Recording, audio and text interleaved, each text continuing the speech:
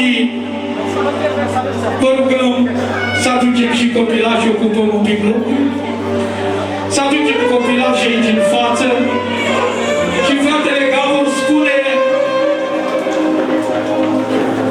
că este timp. A spus frate Iamandi, nimeni nu mă dă afară din sală. Facem, în primul rând, binecuvântarea copiilor. În urmă, vom rămâne cu toți la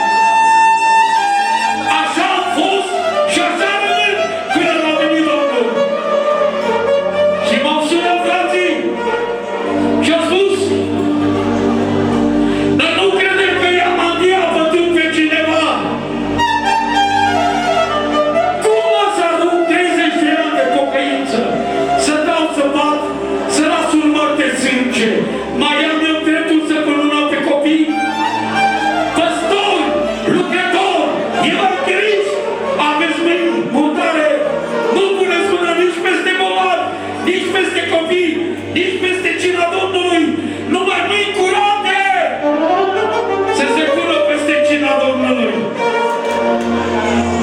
Și când am auzit lovitura asta, sunt cunoscut în toată Europa, în toată lumea. M-au sunat din America, m-au sunat din Norvegia, m-au sunat din Brazilia. Iamandi, nu crede că ai făcut așa ceva. Să nu credeți, mă, că nu poți să arăt 30 de ani pe apa sâmbetii. Adevărat este. Mi-ajunge cât am boxat în lume, 8 ani am fost la box. Și Satana, am să spun ceva, în încheiere. Dacă ai fost cu bătăi, tot cu bătăi vine Satana.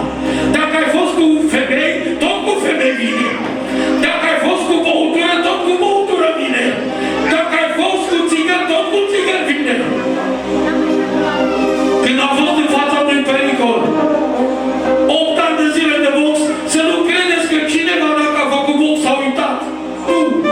Asta nu-i toată viața. Și am spus, sunt mâinile bătute la cruce. Mâinile astea trebuie să fie curate. Le-am păstrat, nu eu! El le-a păstrat curate. Încă o dată Duhul Sfânt este peste mine în momentul acesta. Ai mâini murdare, nu pune mâna pe copii. Ai mâini murdare, nu pune mâna pe lucrarea Domnului. Ai mâini curate, întinde-le și bolnavii se vor însănătoși. Trăiască Domnul, Biserica Domnului. Nu vă aud până acolo în spate. Trăiască Domnul, Biserica Domnului. Amin, copii Domnului. Cântăm o cântare și copiii vor fi pregătiți pentru binecuvântarea Domnului.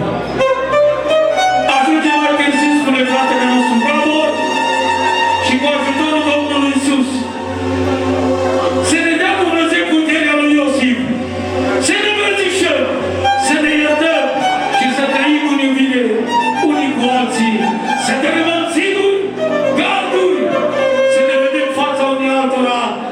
Amin. Așteptăm să vină copiii, în timp frații vom ruga pe Domnul și vom face cursul lucrării și Dumnezeu să vă binecuvinteze pe toți. Amin.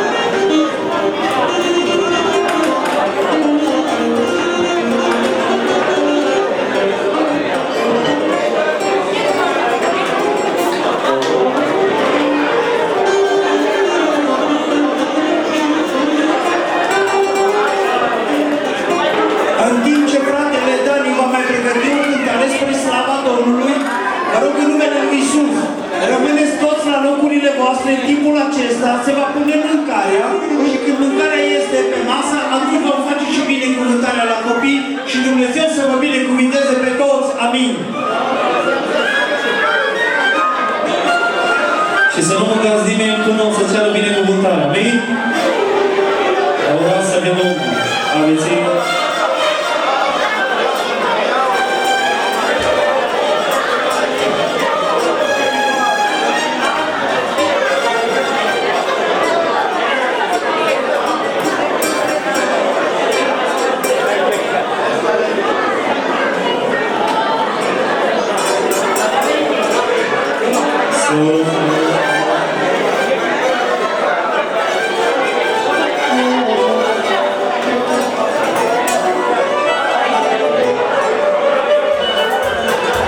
Slăvă Domnului, Părintele Sfânt, microfonul.